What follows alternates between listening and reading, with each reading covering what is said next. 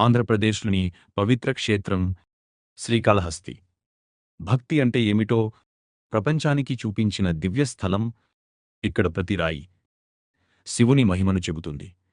ఒక చిన్న సాలీడు ప్రతిరోజూ శివలింగాన్ని చూసేది. దుమ్ము పడకూడదని, వర్షం తగలకూడదని తన చిన్న జాలంతో శివలింగాన్ని కప్పేది. అది తన భక్తి. ఒక మహానాగు ప్రతిరోజూ విలువైన రత్నాలను తెచ్చేది. శివుని పాదాల వద్ద ఉంచేది.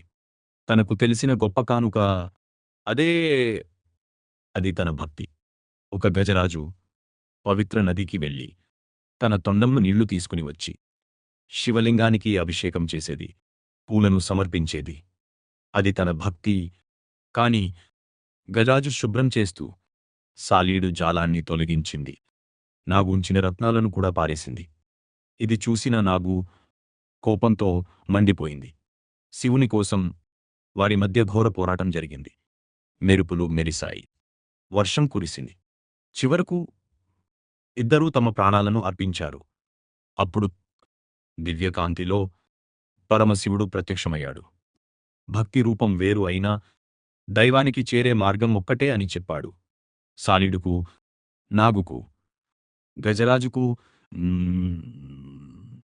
మోక్షాన్ని ప్రసాదించాడు. అందుకే ఈ పవిత్ర స్థలం శ్రీ కాళ హస్తి అంటే సాలీడు,